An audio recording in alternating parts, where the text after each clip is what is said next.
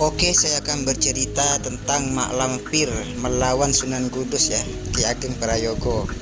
Dan kisahnya menyeramkan guys, dan kita tonton aja ya sampai selesai.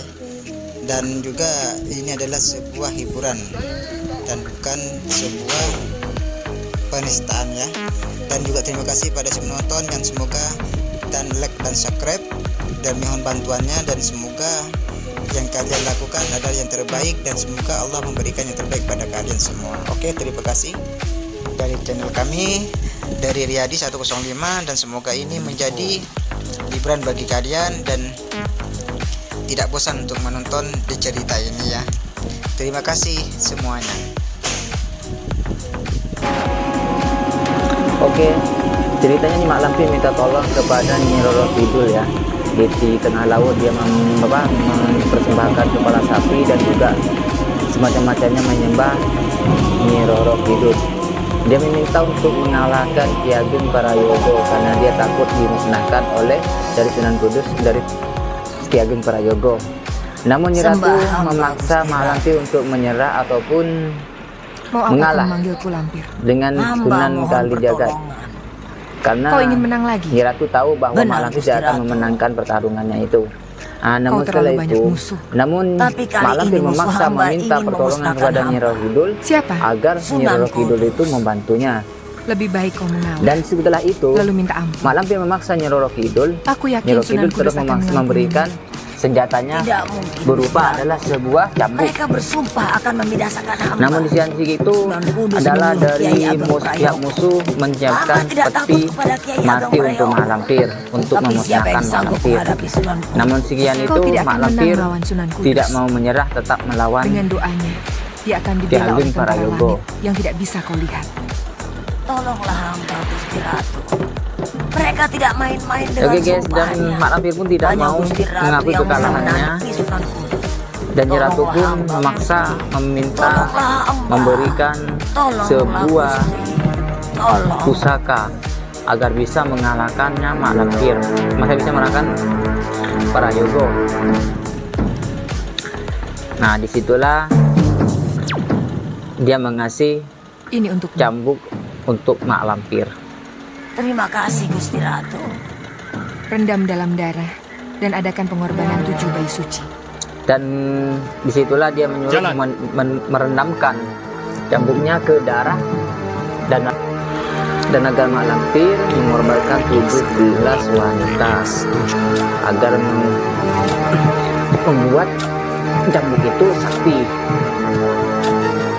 Nah tibanya Ki Ageng Prayogo di tempatnya, lalu dihalau oleh sebuah pasukan Mak Lampir agar tidak sampai ke tempatnya. Dan situlah Ki Ageng Prayogo mengetahui bahwa ada mata-mata dari atas untuk memanahnya.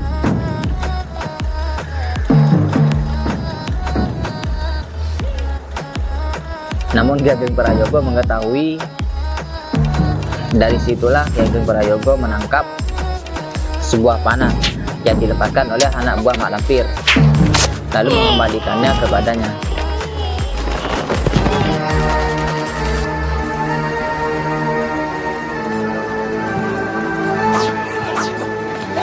Dan situlah jadi pertempuran anak buah Mak Lampir dengan anak buah Ki Ageng Prayogo.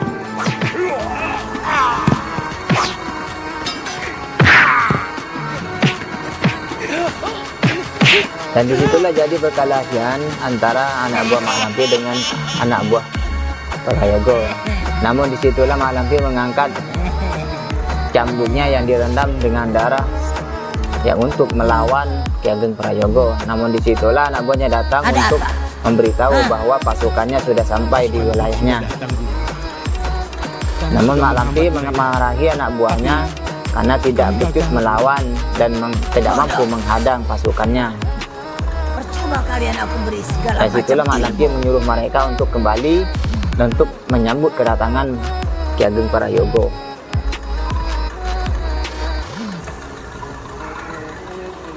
Balik, binasakan orang-orang Demak itu. Disitulah kemarahan Mak Lampir kepada anak buahnya, dan disitulah tibalah Ki Ageng Prayogo ke guanya mak lampir. Lalu keluarlah semua pasukan mak lampir dan nah disitulah pasukannya keluar semua, dan disitu terjadi perkelahian mak lampir antara Ki Ageng Prayogo. Kalian murid-murid perguruan Anggrek Jingga, tunjukkan di mana mak lampir.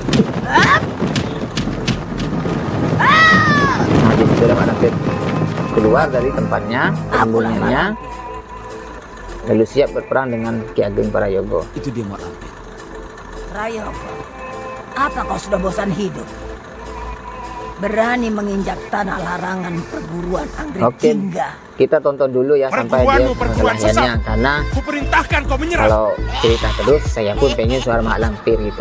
Ngomong asal Nah mangat. begitulah mak Oh, yang lampir akan aku berperang hancurkan. dan melawan Ki Ageng Prayogo.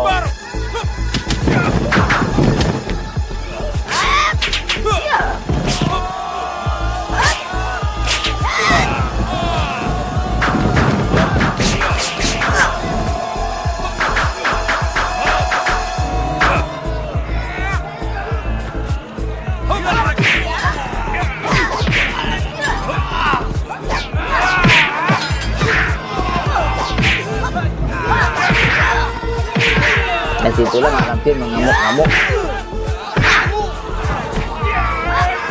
menghancurkan anak buah Ki Ageng Prayogo. Di situ juga Ki Ageng Prayogo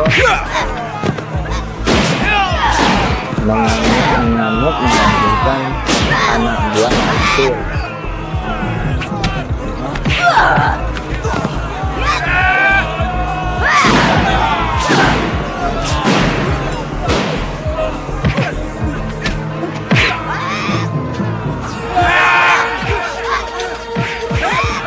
Dan disitulah masih mereka terus bertarung dan melawan mereka.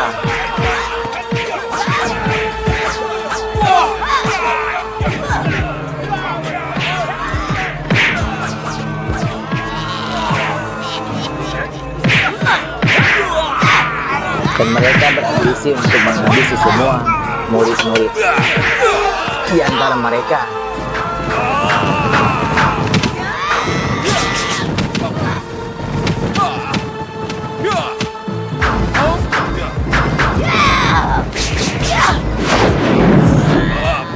Dan disitulah dimulai pertempuran antara Ageng Prayogo dengan mak lampir di atas pohon. Dan mereka tetap berperang di atas sana.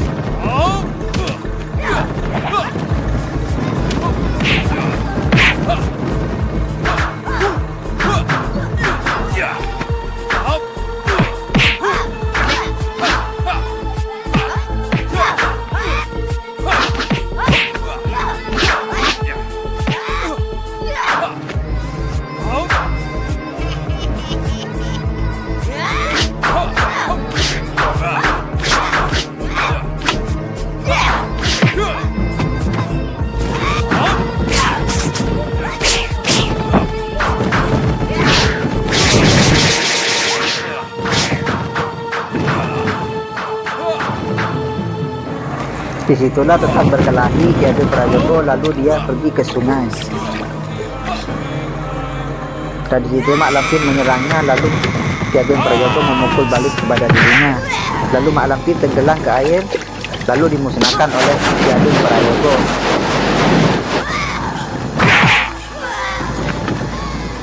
Dan situlah mak lampir ditenggelamkan dalam air. Namun di situ juga mak lampir tidak mati, lalu dia muncul kembali.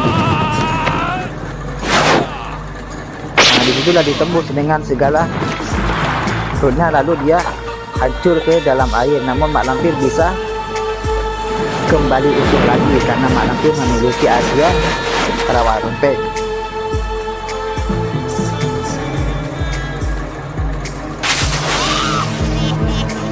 Nah disitulah peti Ageng Prayogo dilepaskan, lalu mengurung mak lampir ke masuk ke dalam petinya.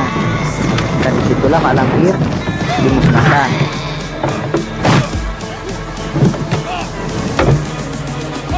Ageng Prayogo lalu melempar ke tepi airnya, lalu ditangkap oleh anak buahnya dan menguncilah mak lampir dalam peti itu.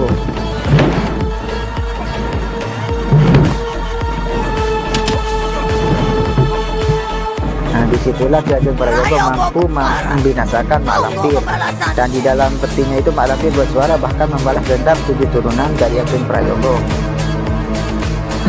Nah, dari situlah Mak Lampir dibawa ke dalam guanya untuk ditimbun oleh tanah agar tidak bisa dibuka oleh siapapun.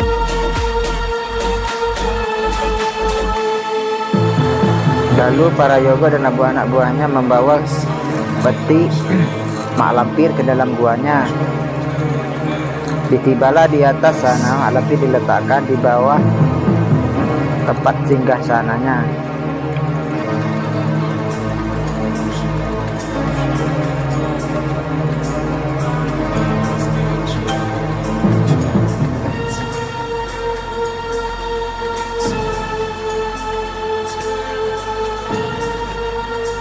Taruh di situ.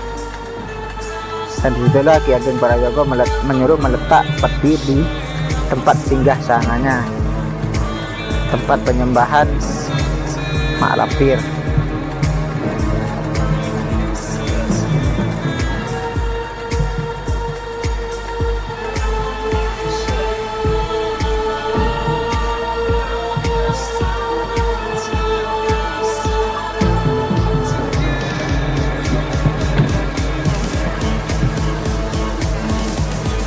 Kalian semuanya.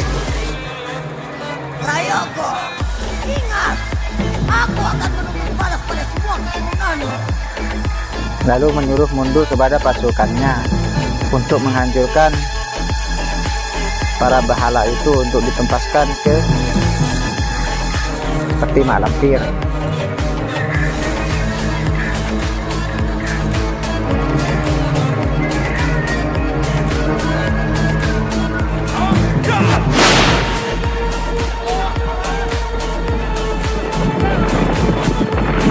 Dan itulah guanya runtuh, lalu menyambungkan batu ke tempat Mak Lampir.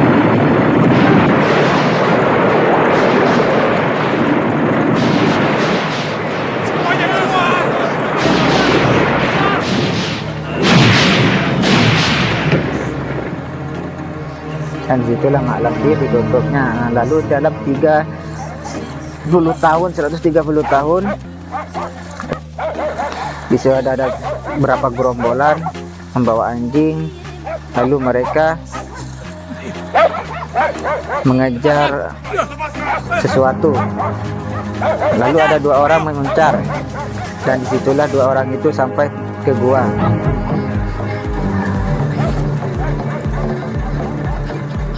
Itu dia. Nah, tibanya 2 orang itu sampai ke atas gua, lalu mereka jatuh ke dalam lubang.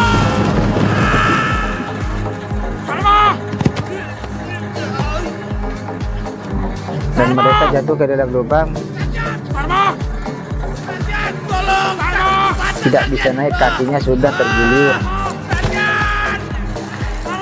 dan berusaha menurunkan tali untuk menolong temannya.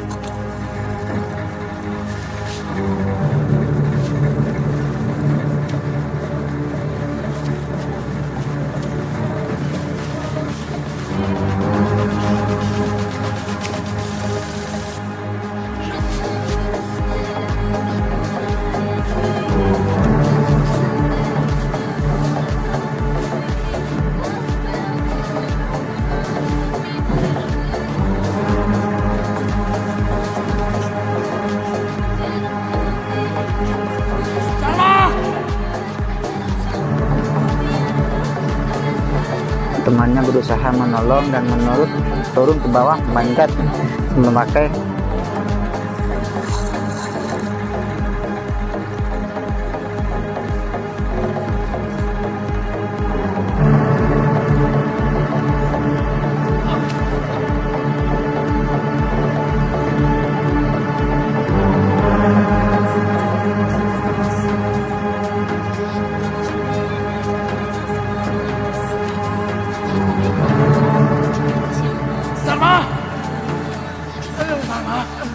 Dharma, kau tidak apa-apa. Dan temannya berusaha menolongnya.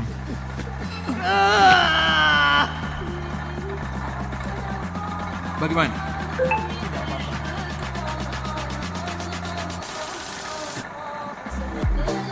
Sarjan, gimana kita? Aku tidak tahu. Aku tidak pernah melihat gua seperti ini. Kita harus keluar dari tempat ini. Siapa tahu tempat ini berbahaya.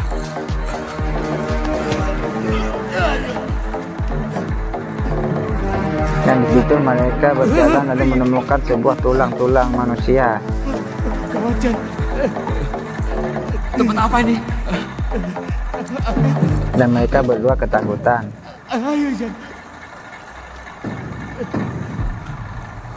Mereka terus berjalan lalu menemukan sebuah peti. Sama.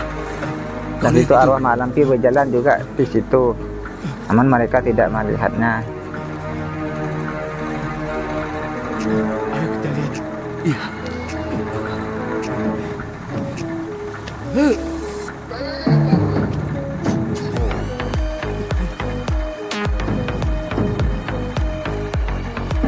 Sarjan.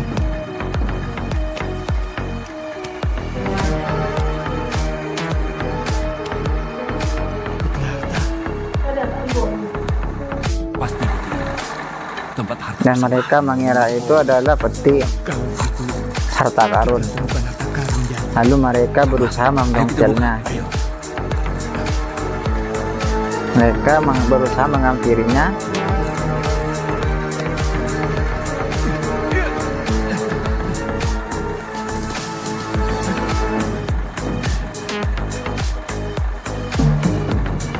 Mereka lalu berusaha untuk membukanya dan segala macam cara mereka untuk dilakukannya. Pakunya Mas.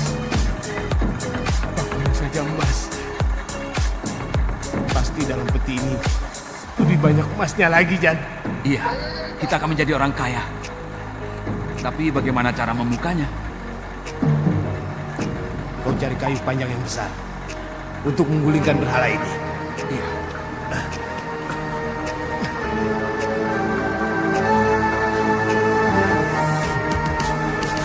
Di situ mereka berusaha mencari alat untuk membuka dan menyongkel batu yang menimpa di peti mak lampir.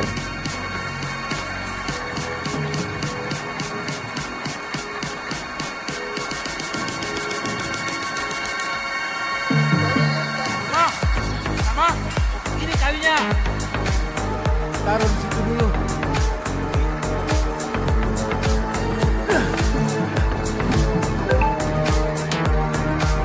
Sarjan, paku-paku ini benar-benar emas. Si peti ini pasti semuanya Mas. Kita bakal kaya raya.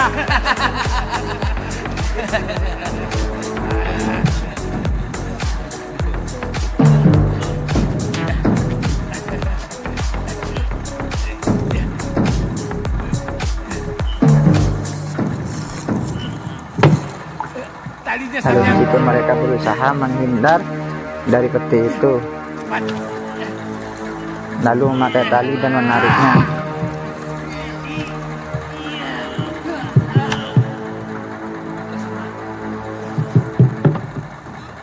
Dan di situ mereka siap membuka peti itu. Namun mayat mak lampir masih di dalam itu berupa kelihatan mereka dengan mayat. Lalu yang satunya melihat dengan harta karun. Namun satunya melihat itu adalah Sama.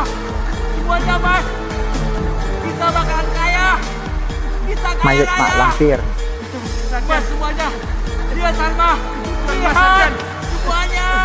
Semuanya Mas. Sarjan, Kita bakal tinggal kaya itu. raya Salma. Ayo kita pulang. Ayo Sarjan. Mas Sarjan, kita pulang. Kau serakah Salma. Dan mengira dia ingin mengambisi untuk mengambil semua hartanya. Lalu dia terus berperang. Namun dia melihat harta karun, namun satunya melihat itu adalah mayat mak lampir. Dan itulah mak lampir masuk ke dalam raganya.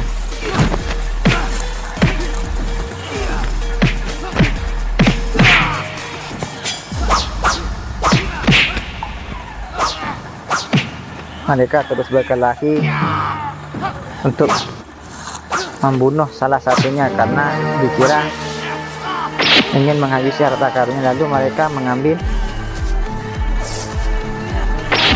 Nah, disitulah mereka yang telah dibunuh oleh temannya sendiri. Nah, lalu darahnya itu mengalir ke mak lampir. Nah, disitulah mak lampir hidup kembali.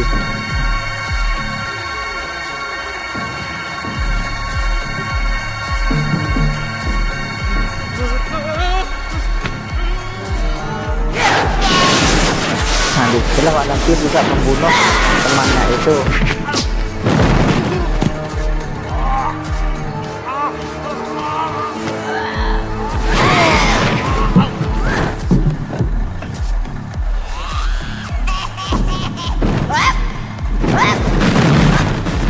Nah, situlah mak lampir berbahagia karena bebas dari kurungannya.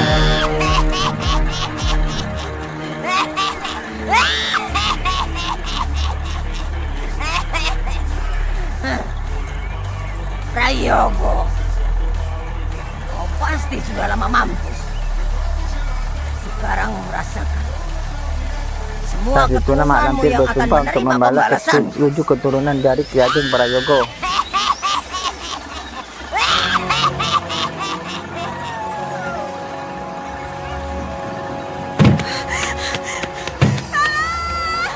Nah, situlah mak lampir mulai bereaksi untuk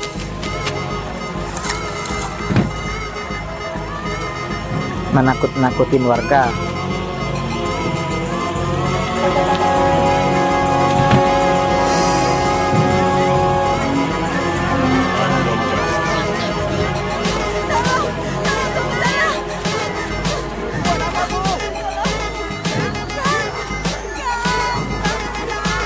Mirip dari seperti cakaran binatang. Kali ini sudah sulit. Katanya mau makan.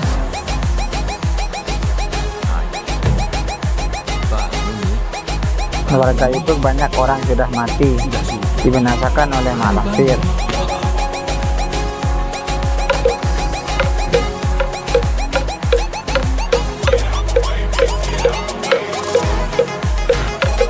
Apa itu?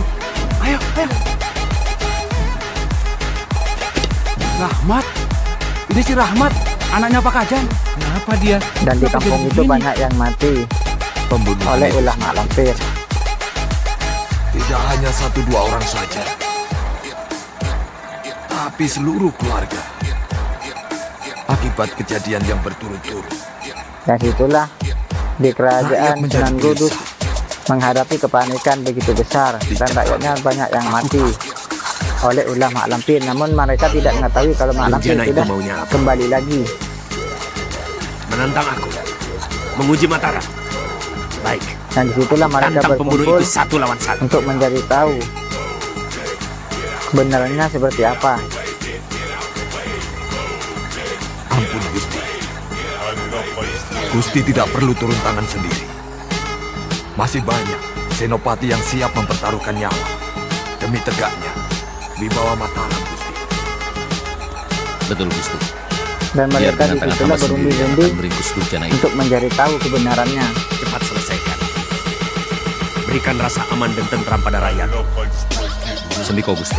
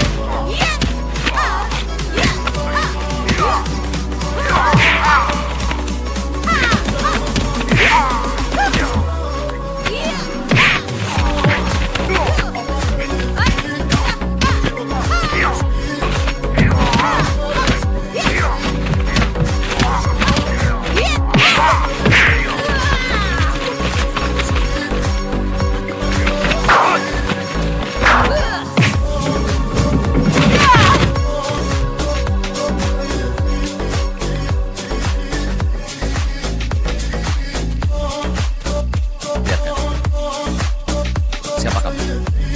Ini tahu. Bicara yang benar. Kanjeng mau aku berbohong? Kenapa ditangkap? Hamba tidak tahu awalnya, Kanjeng. Hamba melihat perempuan tua ini bertarung dengan Kanjeng Kiai Keraton, Syekh Ali Akbar.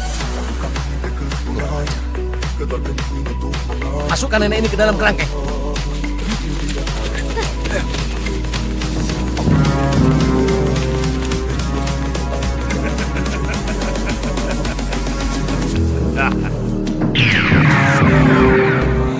Mereka tidak tahu bahwa itu adalah jebakan Mak Lampir untuk menjerumuskan dia ke dalam penjara. Ini kau. Hamba yakin Gusti. Sepertinya itu adalah sebuah fitnah Mak Lampir. Ilmunya tinggi sekali.